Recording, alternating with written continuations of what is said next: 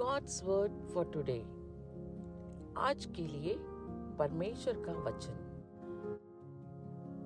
Since he himself has gone through suffering and testing, he is able to help us when we are being tested. Hebrews 2:18। क्योंकि जब उसने परीक्षा की दशा में दुख उठाया तो वह उसकी भी सहायता कर सकता है जिनकी परीक्षा होती है। इब्रानियों 2:18।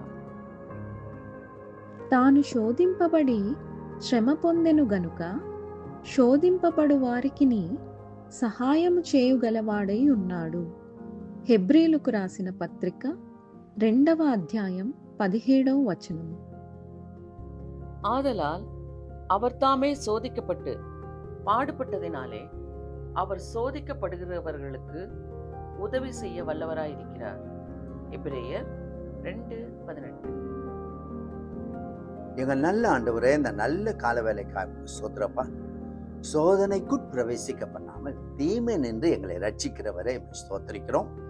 சோதனை வழியாய் கடந்து போகிற எல்லா தேவ பிள்ளைகளுக்கும் இந்த நல்ல ஒரு கிருபை உண்டாவதாக. ஜெயமெடுக்க உதவி செய்யும். எங்களுக்கு ஒரு ஜீவ கிரீடம் இருக்கிறது ஆண்டவர், அதை பெற்றுக்கொள்ள ஓட உதவி செய்யும். இந்த பிள்ளைகளை இந்த நாளில் आशीर्वदिங்க यीशुविन नामத்தில். आमेन आमेन। प्रभु जी, सुबह के वक्त के लिए हम धन्यवाद देते राजा। परीक्षा में गुजरते जाने वालों के लिए हम प्रार्थना करते हैं, हर एक को प्रभु मदद कर दे। हमें जय दिलाने वाला परमेश्वर के लिए हम धन्यवाद देते हैं, हर एक को तो आशीष दे।